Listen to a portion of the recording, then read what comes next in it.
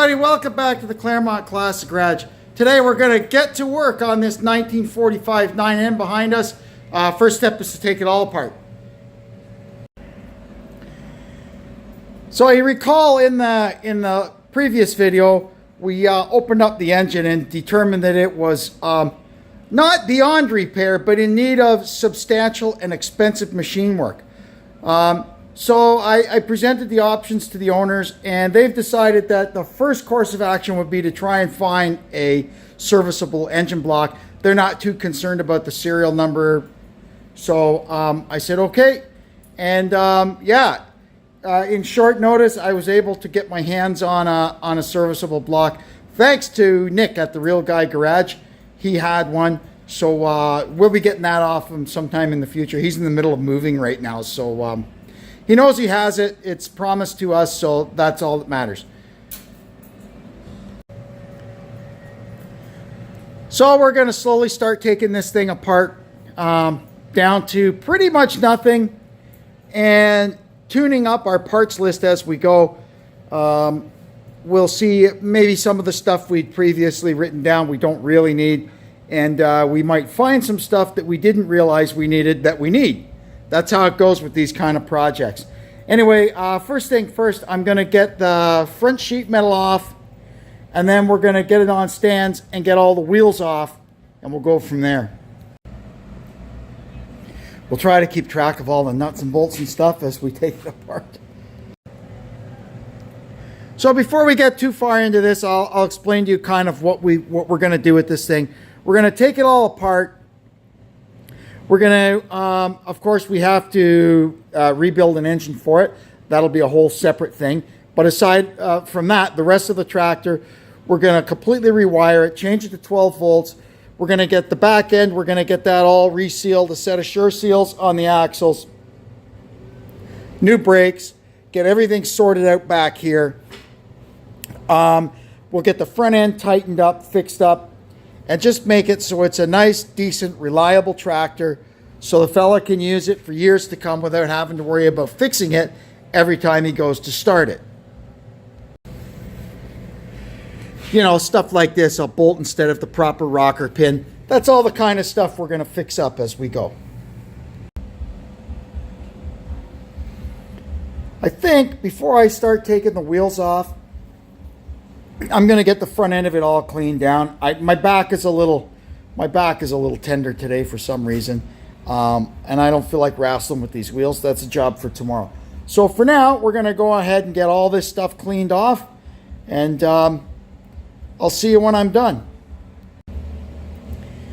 Well, we're moving right along here. Now we're at the point where we're going to take the starter off, and if you're working on one of these things for the first time, make sure you've got a pair of 5/16 coarse nuts when you go to take the starter off, because Henry Ford, there was nobody better at finding a way to save a buck than Henry.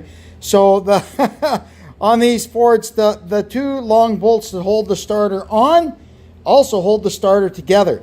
So when you pull it out the first little bit, just get a 5/16 nut in there and put it on the end of this long screw, or the whole starter will come apart on you.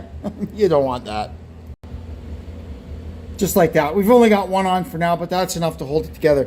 And you'll notice that the hole in the bell housing that the starter goes through is oblong, kind of this way, because the starter drive in these things is pretty cumbersome. It's quite large, and you got to kind of get it up and jiggle it out through that hole.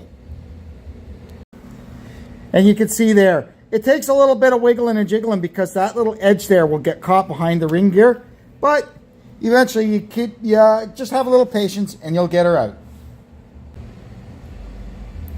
So we've got the old engine stripped down pretty well. Once I get the axle bolster off, we'll get the pulley and the special nut off the front of it, and we'll also once the axle and everything is out of the way, we'll pull the drain plug and the suction screen are all kind of one piece on these. We'll pull that out and see what it looks like, because a lot of times you have to buy a new one. Hopefully we'll be able to save it and save them a few bucks. So now what we're going to do is get this, the back of the dash and everything all stripped off. And yeah, we'll be motoring right along here. Well, let's have a go at getting these wheels off. These things get stuck around this register really good. Sometimes they come off easy. Sometimes it's a big fight. So what we're going to do is we're going to get these nuts off. We're going to leave 2 of them on. And with the weight still on the tractor, we're going to start beating and banging on it and see if we can get it jarred free. Well, no hammer required on this one. Just the weight of the tractor popped it off. Sometimes if they're stuck on there and your tractor happens to be a runner, you can loosen all 6 of them and just go out and start bouncing it around in the fields. And that'll sometimes break them loose. Depends how stuck on they are. So we'll give this one a couple of whacks and see if we can get it loose. And don't hit the rim here. If you're going to hit the wheel, hit it around here or hit the tire. Don't hit it there. You'll bend the bead. All right, just a couple of whacks and off she came. Now, to get them off, the first thing we have to find out is if they've got ballast in them. Because if they've got ballast in them, they're going to be really heavy. These little ones aren't so bad. Even when they're ballasted, you can handle them yourself. You just have to be very careful and not make any sudden moves. And if the thing decides it's going to start tipping over, don't try and save it. Just get the hell out of the way and let it fall. The best way to handle this thing is if they're got ballast in them is to use a cherry picker or something. Although on these Fords, they don't have the scallops, the hand holes in the wheels, so you have to get a little creative with that. But for the most part, these ones I've already checked. There's no ballast in them. How you check? You just take the cap off the air valve and just give it a little poke. If a bunch of liquid comes out, they're loaded and you got to be careful. But this one, nothing in them but air. So what we've done is we've jacked it up. We've basically, on that there is my favorite place to jack these things up. We've taken it up so it's just got the weight off it, but it's still touching the ground. Then we'll get those 2 nuts off. Okay, and then we're just going to jiggle it. Might have to jack it up just a hair more. There we go. Come on. They get hung up on them studs pretty good. There we go. And then, you see there? That's how you move them out. And then they roll pretty easily. Like I said, if they're ballasted, you got to be really careful at keeping it perfectly balanced while you're rolling it. Now we get an axle stand underneath it.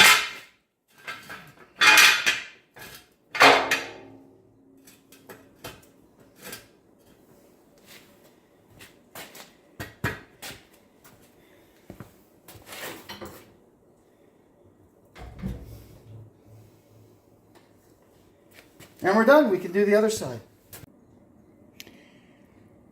Now we've got the front of it jacked up and we've got a stand just under the front of the transmission there. That way we could take all this front stuff apart and get the engine off. First we'll get the wheels off. Then we'll start taking this axle apart. We'll see how much fun that's going to be. Sometimes they're not too bad. Sometimes they're a nightmare. Okay, now I got to get these drag links off. So I've found over years an easy way to get them off. Once the nut's off, I get in here with a bar. Oh, I got it upside down here, people. Ah, come on. It's making a fool of me. There we go. So we get in there with a bar and just lift up on the stem of it. Maybe if I had a wider bar. And out they come. Sometimes you got to hold them up and give them a whack. In fact, usually I got to do that. Let's see how the back end of it comes off. Okay, let's see here. So we got to turn it so it's up there like that so we can get in behind it. Am I got a good view of it here? Let's see here. Let's tilt that up a little bit, people. There we go. So here we go. So we get in behind it. This one I had to leave the nut on because it's close enough to the transmission case that you can't actually get the nut off. There you go. She's off. So we'll just turn the nut off and that thing will come right off. Now we can get the radius rods off. First we got to get the clevis bolt out of them. These things can be a real pain in the neck because they get seized in there. So what I've found over the years works. If that thing is seized in there, you get under here, you build up wood, you get a bottle jack under there, and you push up on that bolt, lift the bloody tractor right off the stand if you have to, and then start with heat on here and start working the top of the bolt with an impact gun, and eventually it'll start turning and the weight of the tractor will help you push the bolt out. Or you can take the axle out, flip it upside down, and try to push it out with an air hammer or something. There's a lot of different ways to get it out. This side came right out. This one not so much. So we've put the old Ingersoll gun away, and we're going to try now the Nitro Cat. See if this can get it moving. Oh, might need some heat.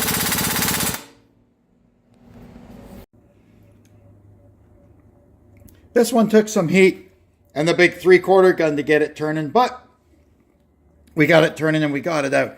Next, we got to get these guys out to separate the axle knees from the axle beam. And then we'll see if the pin wants to budge. Okay, now we're going to have a go at this axle pin. They have a habit of getting in there pretty good. Like this one's tight even on the pin or on the bushing. So we're going to get some penetrating oil down in there.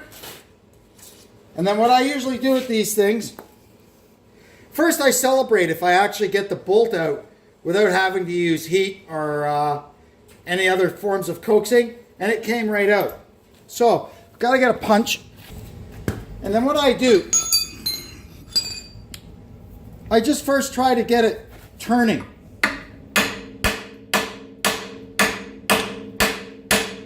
Oh, there we go. So it's budging a little bit back and forth. And that'll just kind of work the penetrating oil into it and give us hope that we actually might be able to get it out. So I'm going to keep working it back and forth, and I'll be back in a bit. Once I got it so it twists back and forth easily, I start with my smallest, thinnest chisel and get it up in behind there. And I've managed to pull the thing out a little bit. And then we'll just slowly start sticking bigger chisels in there. And sometimes this little tab is just welded onto the end of the tube. And sometimes you'll break it off trying to do this, but I think we're okay today. There we go. Out she comes.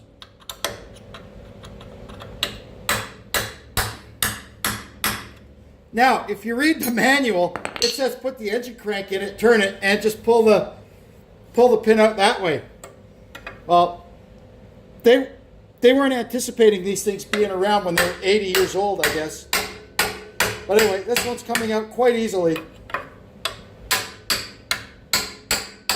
There we go. Okay, so now we've got it out of the back side of the bolster here. It's just in the front side of the bolster.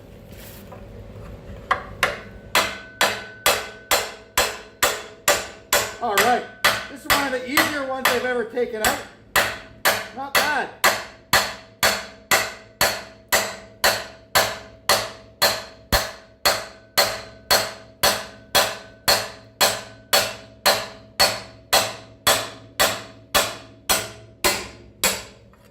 Okay, well, the axle beam is free now. Could probably just pull the pin out the rest of the way.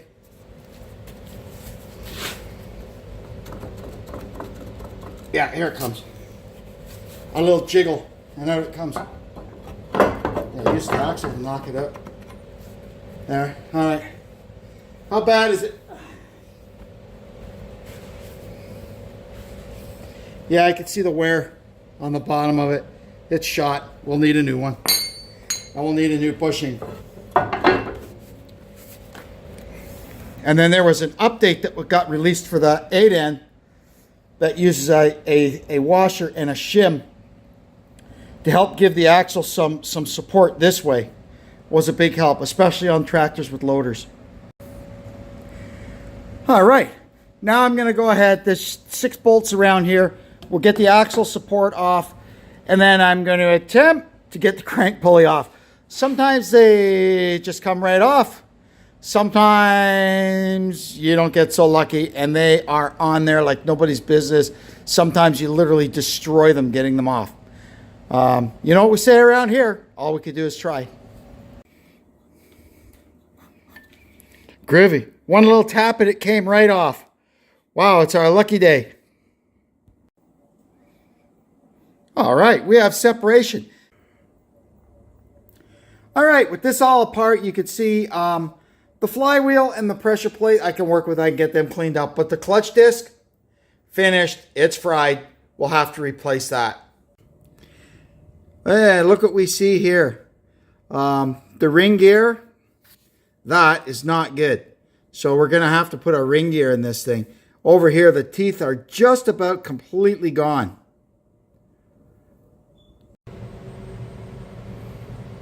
All right, we got the steering box off.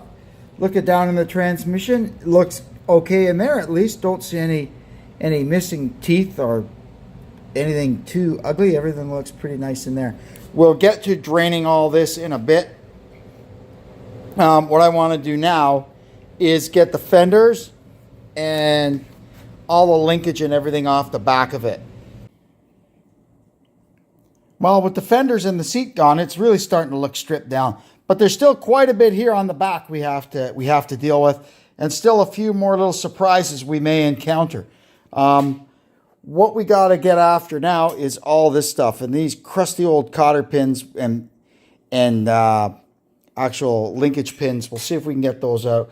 We've got linkage pins here we got to get out. I want all this stuff out so I can clean it, free it, put it back together. Well, it's not always you can just grab this and unscrew it with your bare hand without a bunch of heat and screwing around and saying bad words. Well, I guess today's our lucky day. Well, that was a battle. A whole bunch of nasty, messed up old bolts. We're holding this old trailer mover on. It's off and it ain't going back on. I'll come up with something better than that. The problem with these 9Ns/2Ns is they lack the 4 tapped holes underneath the belly here to attach the swinging drawbar to that Ferguson's and 8Ns have. So if you want to use these things to move trailers around, you got to come up with something else, and there's lots of ways around it. Oh, we finally got all that stuff off. A couple of these pins put up a struggle, and there's still one stuck in the level box, but I mushroomed it up a little bit. So we're going to have to, we'll deal with that on the bench. No big deal. Now, I guess I could drain the belly of it. So this thing, you'll see underneath here. Okay, let me see here. Hang on. There we go. So you can see there's a big plug there. There's another big plug there on the bottom of the hydraulic pump. And at the back here, somewhere right there, there's a 1/2-inch pipe plug. That's the one we're going to pull out first. Because it makes the least mess. So we'll pull that out, get it draining, and we'll likely have to stick another bucket under it at some point. But no worries, we got lots of buckets. So that's still dripping away under there. This one's still dripping away. I might put a smaller pan on that and then move this one under the hydraulic pump and pull the plug out of it, because there'll still be like this, a quart or 2 left in there. And then we can let it just kind of drip. Look at how clean that PTO shaft is. I don't think it's ever even been used. That's awesome. And when I took the cap off, which by the way is the original cap, that's a really nice piece. When I took the cap off, a whole bunch of oil came pouring out there. So I'm pretty sure this thing probably still has the original leather seal in it. And it's shot, but that's okay. We'll put a new one in it. something I should have mentioned while I was taking these apart. These things, they're a taper, and there's a nut on the inside, and sometimes they'll get loose and they'll wallow out the hole, and you have a heck of a time getting them straightened back out. You have to take the axle trumpets off because the nut is on the inside. But these ones are okay. There's no sign of leakage around here. So we're just going to leave well enough alone and not take that apart. Now we're going to take the axles and the brakes apart. These things are kind of unique in that you don't just pull the wheel off and then pull the drum off and see the brakes in there like you would on an 8N or a Ferguson. These things, the brake drum here is kind of riveted to the axle by way of the wheel studs. So you have to remove the bearing and the axle and the drum, everything all in one shot. So we're gonna do that now. We got to take these nuts off across the back here, and then everything will come out. Alrighty, let's get this thing out of here. All it needs a hammer, a couple of rags. So once we got all the bolts out around the bearing retainer, just start whacking it a little bit, and you'll see it starting to come out. But it's taking the brakes with it too. And although that's okay, it just makes it a lot more heavy when you finally get it out. So what we do is we just keep knocking the brakes back. Now, sometimes they go back, sometimes they don't. This one seems to be really stuck in there, so I get the feeling it's coming out as a whole friggin' thing. Oh, there we go. It's coming out. Yeah, that brake is really stuck in there. Probably stuck with oil, but it is coming. Yep, there you go.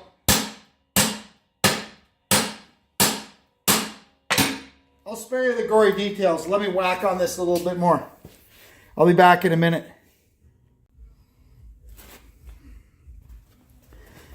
So all I had to do was turn the adjuster, back the brakes off a little bit, and they came right out.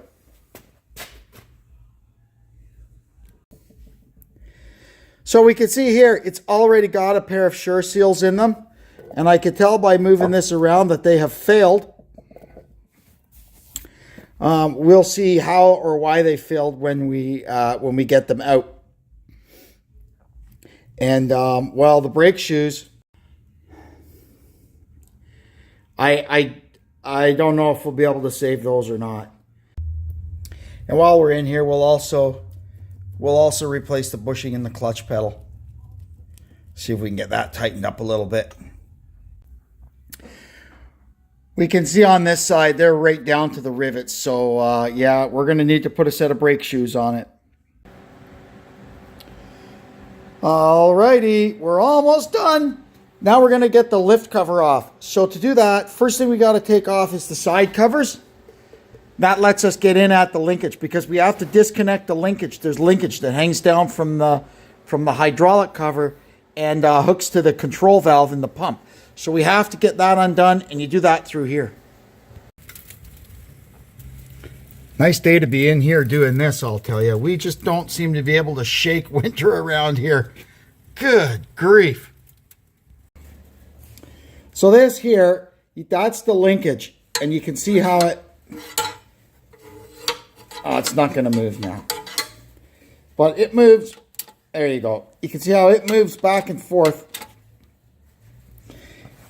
And it pulls the control valve down there in and out of the pump. So we have to disengage this from the control valve.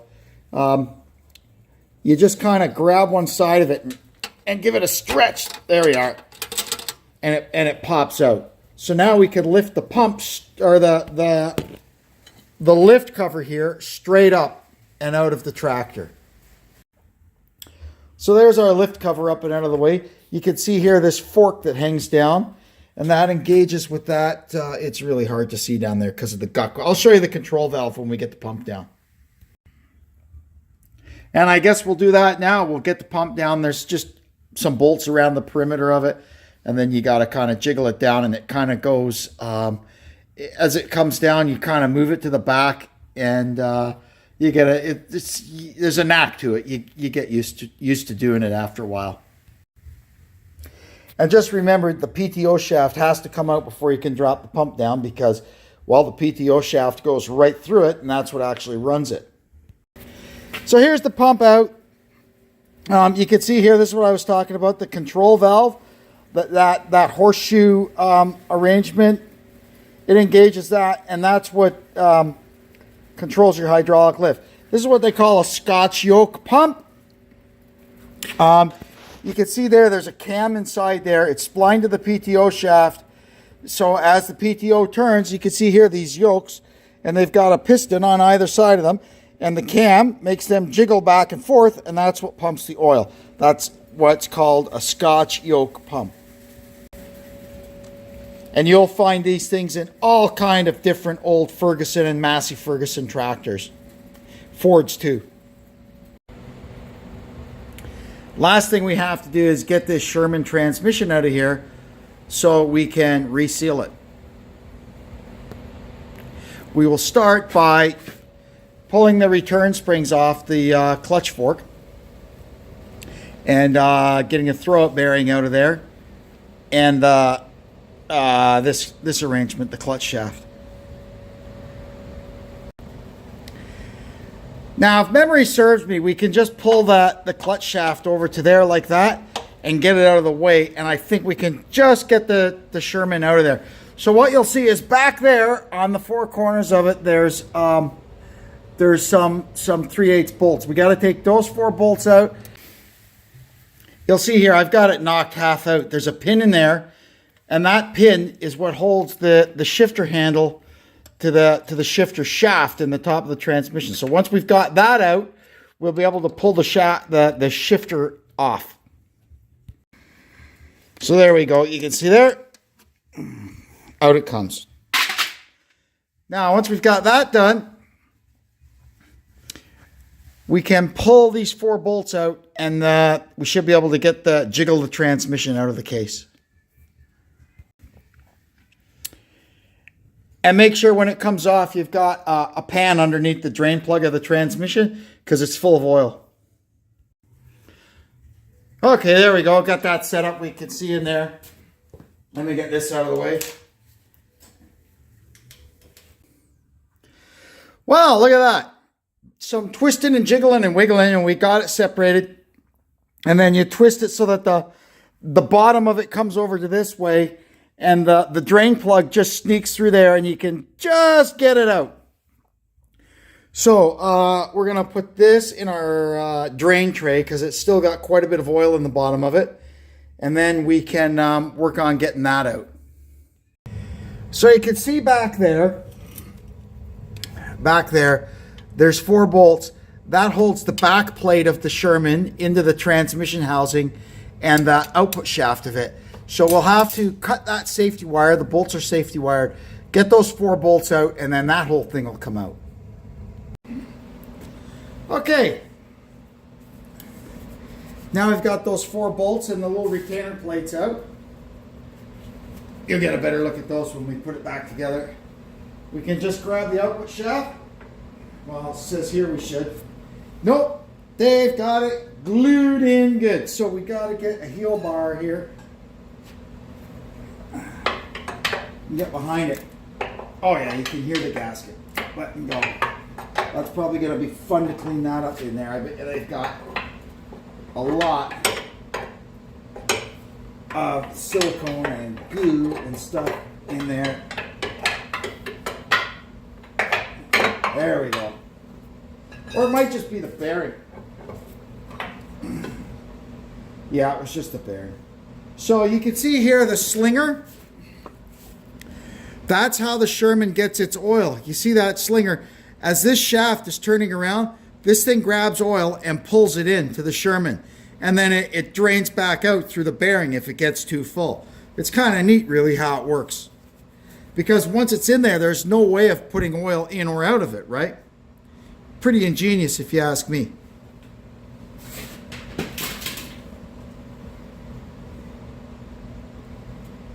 All right, so that's that. This thing is as taken apart as it's going to get. Okay, that's a wrap on that one. I've taken it apart as far as I'm going to take it apart, which is, well, pretty apart.